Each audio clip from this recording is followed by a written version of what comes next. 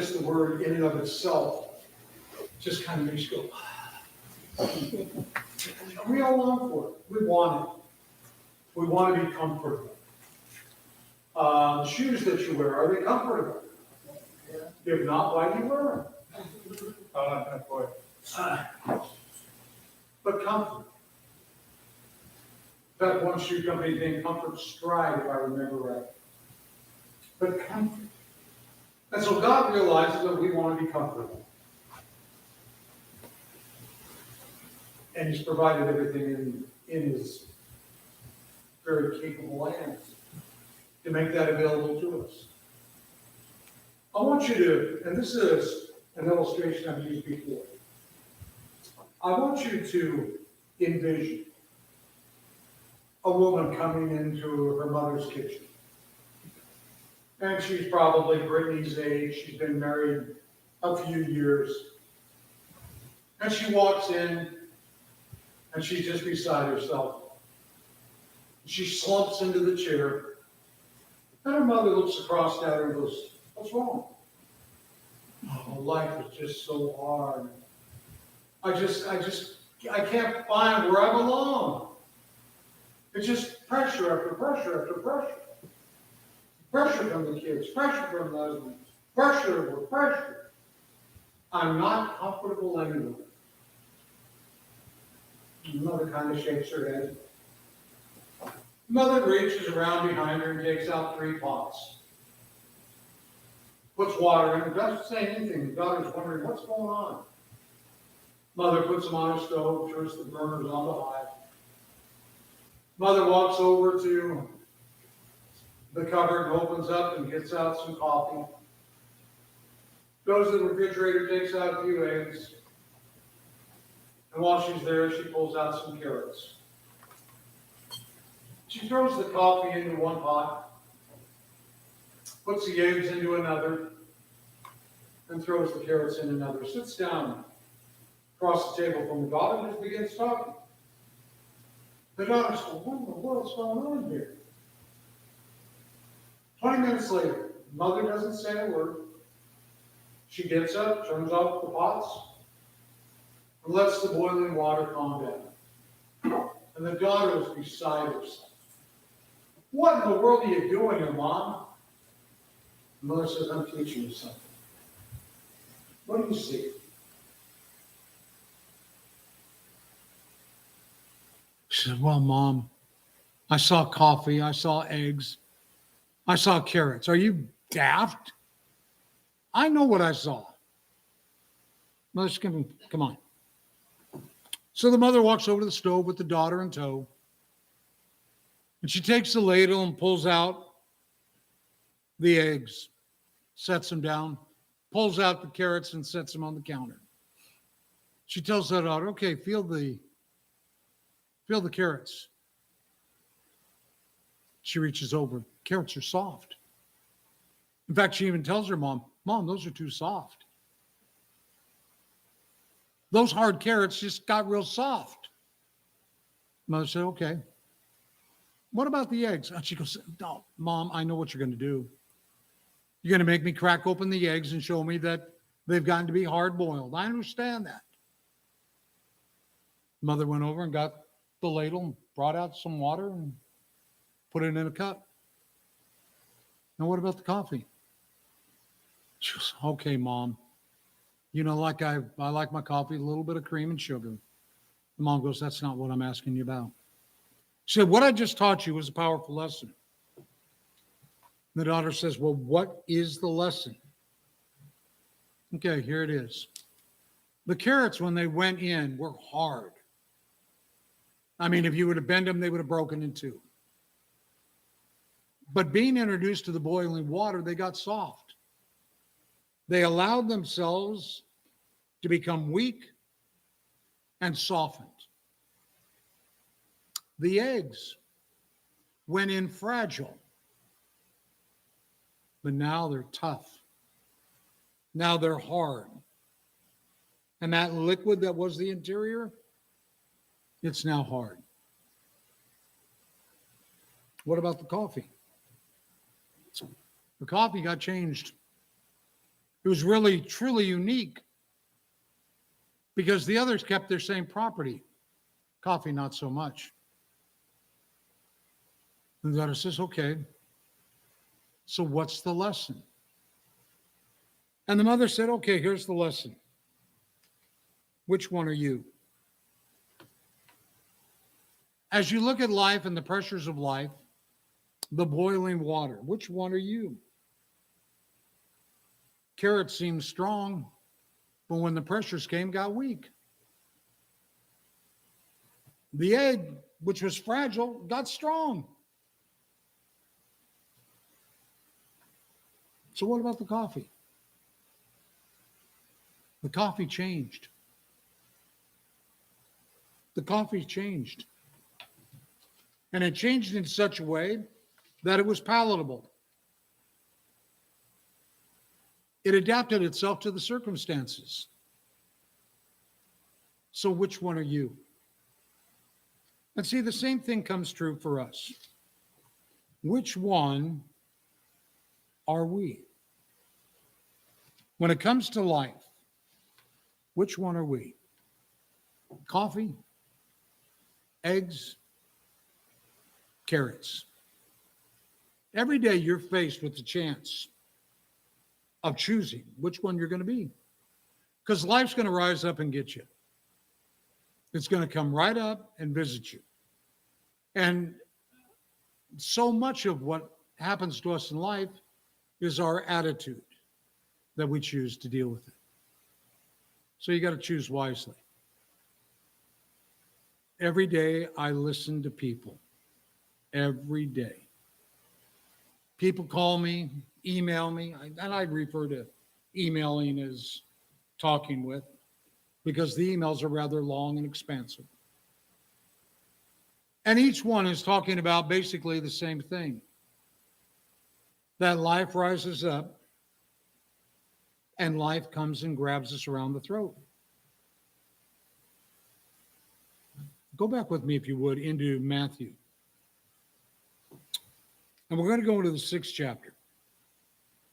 Jesus is teaching during the Sermon on the Mount. And in the 6th chapter, drop down with me, if you would, to verse 33. He's already talked about anxieties and things of this nature. Talked about the birds of the air and, your Heavenly Father sees all that they need. And aren't you worth much more than they? But in verse 33, but seek first his kingdom and his righteousness, and all these things shall be added unto you. Does that mean God's going to zap us everything we need? No. No. It's not what it means at all. Therefore, do not be anxious for tomorrow. For tomorrow will care for itself. Each day has enough trouble of its own. Every day you're going to have trouble. But you've got to keep your perspective. And you've got to decide what you're going to be when pressures rise. When the temperature is amped up, are you going to be the carrot, the egg, or coffee? The choice is entirely yours. And you need to choose wisely. Because let's face it, we realize that life has anxious moments. We quoted a lot. Matthew 11 and verse 28. Come to me, all you are weary and heavy laden, and I will give you rest. Take my yoke upon you and learn from me. I know sometimes when we gather together for a class or a sermon, sometimes it comes across as group therapy. I don't mean it to. I honestly don't. But even as I told my psychology professor after I had obeyed the gospel, I had gone to college and then quit, taken a class here and there and quit. And Linda would get on me and I'd go to college and I'd quit. But my credits were building up.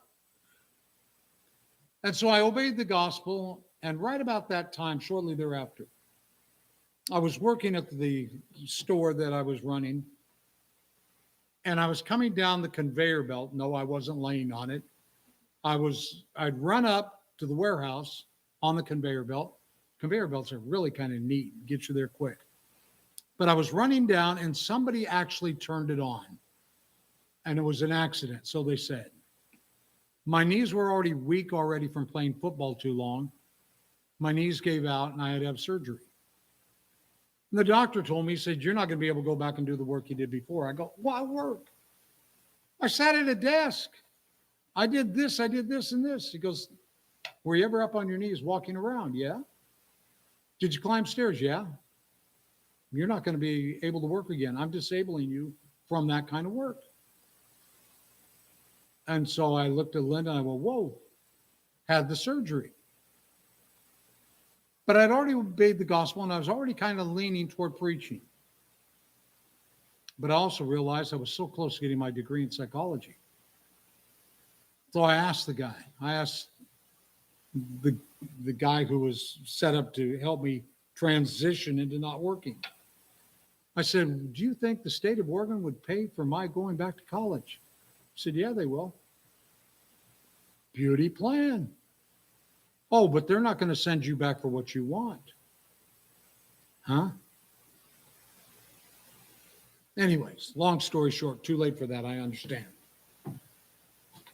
As I went back to college and was finishing up my psych degree, I told the professors, I said, this is so much like what you read about in the scriptures.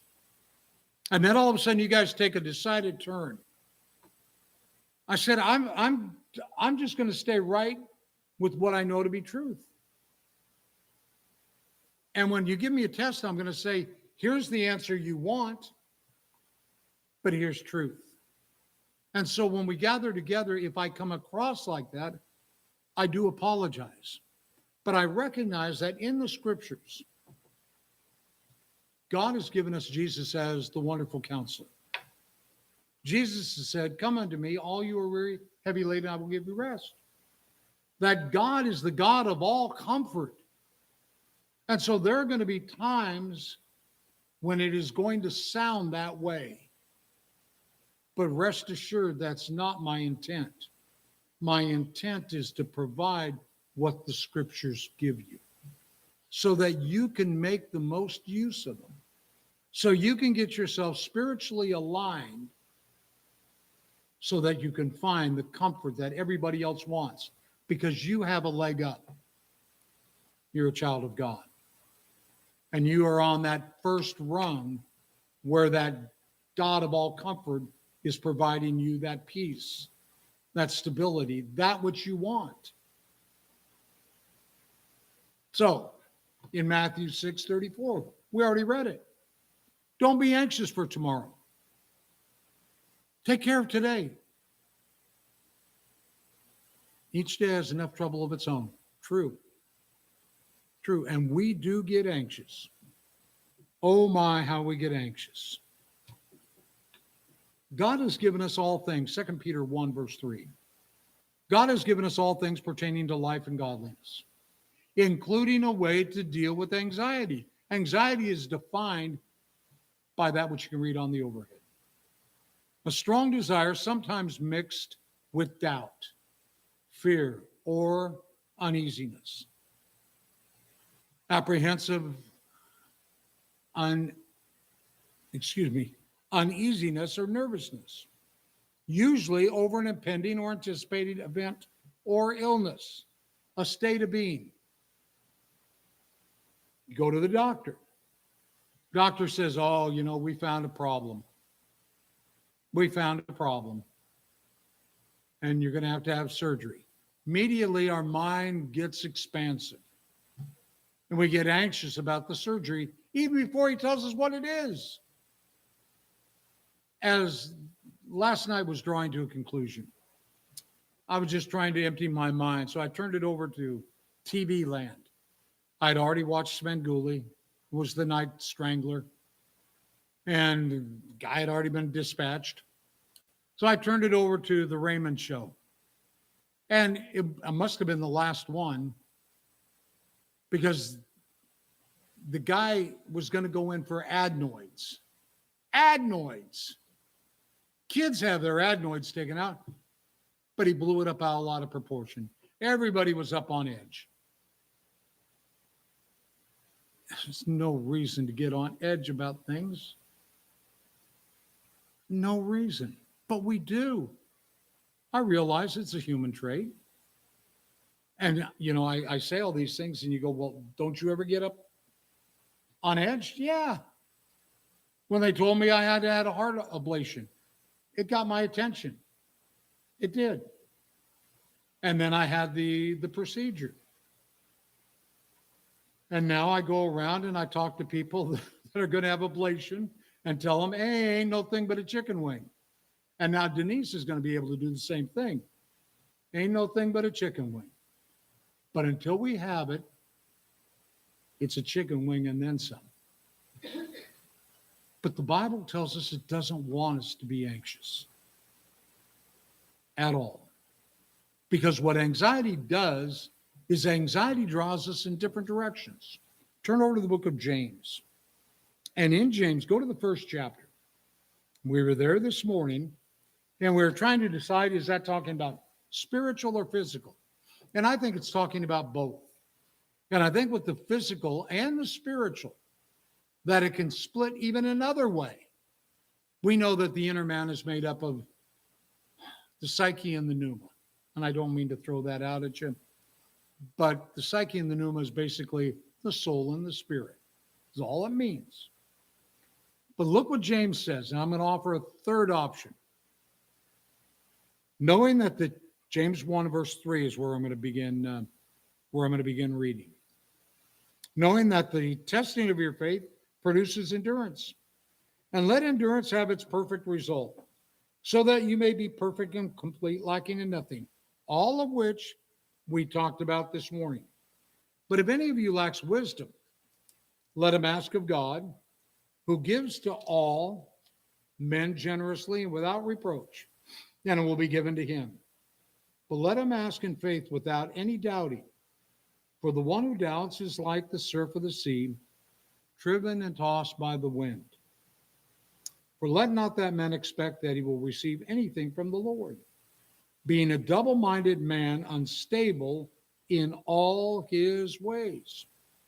So what James is pointing out is that in life we're going to be polarized. We ought not to be. It affects us physically, it affects us spiritually.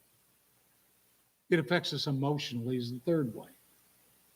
It affects us in ways where we're split even inside the inner man. And that anxiety draws us into polarizing positions. And God has given us everything pertaining to life and godliness. And with life comes those emotional elements. Godliness, we understand. But we have enemies of inner peace. And when we open the scriptures and we talk about comfort, we're talking about those things that are disruptors of our spiritual comfort. Enemies of inner peace. You can see some of them up on the overhead that are listed. That they're causes of anxiety. Guilt. Guilt is the number one. Guilt. When I got my degree in nouthetic counseling, which is basically Bible-based counseling, one of the things that was really talked a lot about is the Nathan principle. The Nathan principle is that which Nathan did with David. And what he basically said to David was, David, you need to take care of the guilt in your own house. The minute you take care of your own guilt, your life's going to change. So the way he said it was this way: you are that man. You're the dude. I don't mean to put it down that colloquial, but that's what he said. You're the man. And when you take care of your guilt, you're going to start to see some comfort in your life. Boy, how true that is. And we don't want to go around with guilt, especially if we put on Christ in baptism. All that which was is no longer. And I know that's hard to wrap your mind around, but it's gone. It's gone because you've repented. I recant that. I'm going to do everything I can to make that right. Buried in the waters of baptism, you're forgiven. God's not going to hold it to your charge anymore. But when guilt comes back and resurfaces, you've got problems. Fear of failure. We're afraid of failing. You know what? You're going to fail in life. There are going to be times you're going to fail. At lunch this afternoon, Jason and I were sitting there. We were watching on my official phone. We were watching the Dodgers. And we were watching them play. And one of the reasons I wanted to watch them was the fact that this would be the last game one of their pitchers would ever pitch. Cesar, don't listen to this part. It would be the last game that I won't tell you the score. But it would be the last game that Clayton Kershaw would ever pitch. And he's retiring. He may pitch in postseason. But it was wonderful. It was touching. It was heart-rendering. But even in baseball, you fail 70% of the time. A pitcher is going to fail a lot of the time. And even Clayton Kershaw, who is guaranteed to be first ballot Hall of Fame, has abysmal record in postseason failure. You and I will fail. We need to accept it. We need to deal with it. And we can deal with it because of our relationship with God. He's going to lift us up. Loneliness, materialism, infantilism. We act childish. Narcissism. It's gotten to be a fancy word. Simply means me. It's all about me. And I will control and manipulate you because I'm stronger than you. That's narcissism in a nutshell. Dualism, double-minded man, etc., etc. So all of these are enemies of inner peace. And we're promised that there is a way to overcome them. And we may be able to sustain all of this physically. But if we get overcome spiritually, if we allow self to be overcome emotionally, it opens up into a world of problems that then begin to affect us each and every day spiritually. So, I mentioned about psychology. I have people come to me or call me on the phone or send me text or emails. And I tell them I deal with everything from a Bible-based perspective. Oh, well, I was recommended to you and by such and such, and I didn't realize that you were a Christian counselor. Well, that's all right. I'll be glad to talk to you. Well, no, I don't want a Christian counselor. Okay. Okay, you don't need one. I'll be more than happy to recommend you to somebody I know or whatever, but you're going to hear the truth if I'm going to talk to you. There's a lot of people that have issues.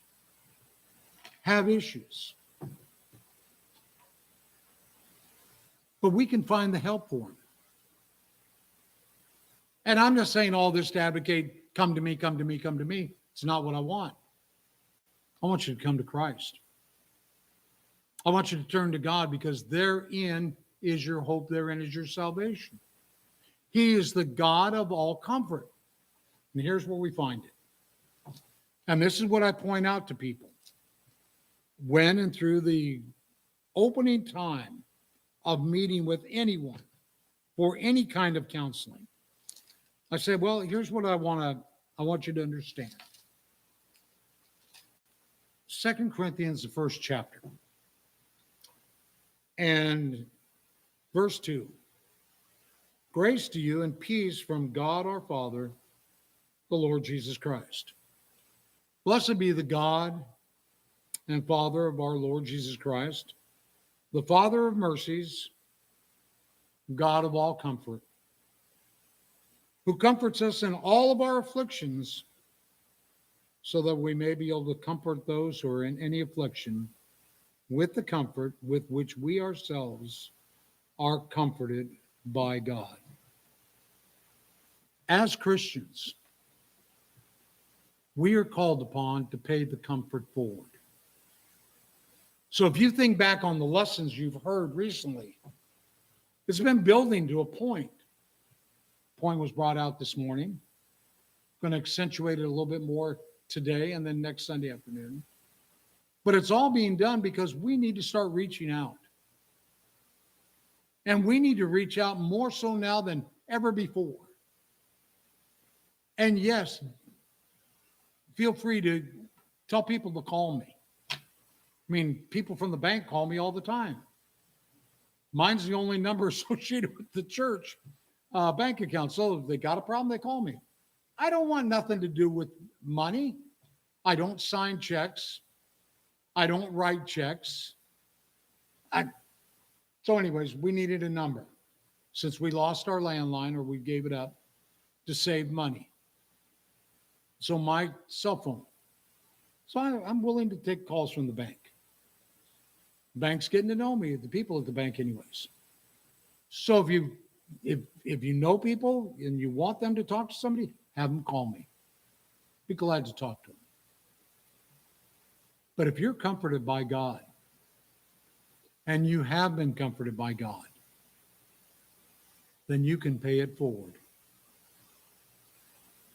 And that's why when we talk about God of all comfort and simply try to bring it down with these few verses and make it apparent that each one of us can do it. And quite honestly, the world's looking for it. They just don't know where to turn. What's that old hillbilly song? Country western song. Looking for love in all the wrong places. Mankind's looking for peace in all the wrong places. They truly, truly are. And the comfort that they long for is found in God. And that passage, that set of verses, to me is comforting. It's powerful. And it puts on me a responsibility that I can't run from. Back in the book of Proverbs, in the 18th chapter, verse 14, the spirit of a man can endure sickness, but a broken spirit who can bear? So yeah, we can endure a lot. But if we're broken on the inner man, where are we going to turn? What are we going to do?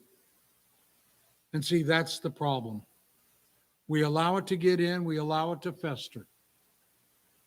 And Moses is a classic example of that. Moses was noted as being the most humble man.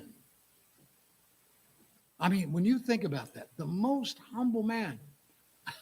And if he went around saying, I'm the most humble man, he lost his humility. It's kind of like the religious group up in the farther up north. I heard Alaska, I heard British Columbia, it doesn't matter. But they got impressed with the idea of humility. And so they changed their name to the humble people. So by doing that, I mean, they're calling attention to, they lost it. But Moses was said to be the most humble man. David was said to be a man after God's own heart. Yet both of these individuals, both, struggled with inward battles. in Numbers, the 11th chapter, verses 10 down through 15.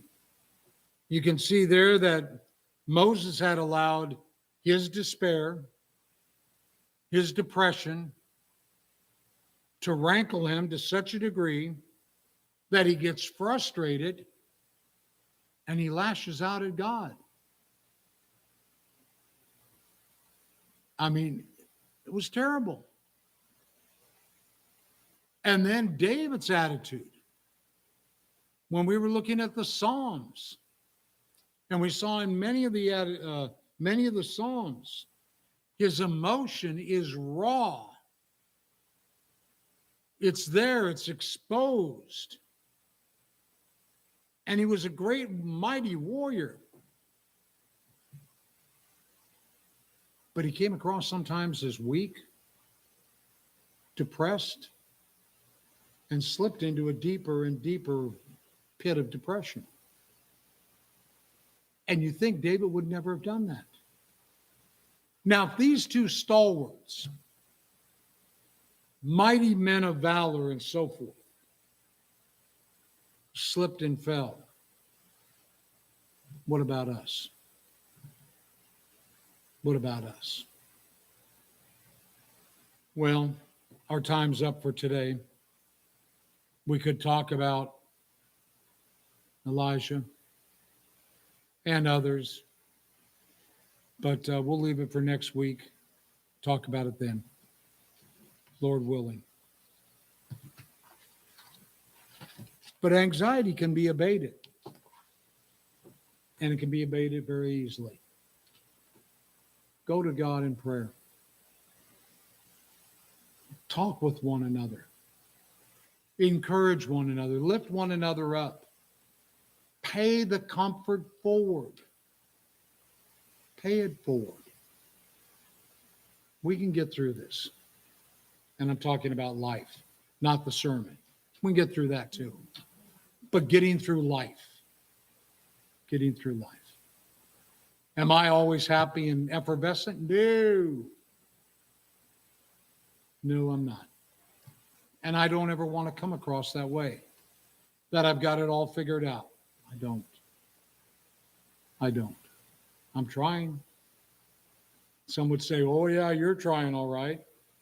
And others would say, you're trying. There's different inflections you can put on it. But we all need to be trying.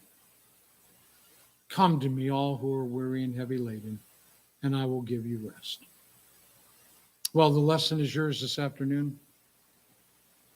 And if there's any here that might be subject to the invitation in any way, we'll be glad to help you and with your spiritual needs to the best we can.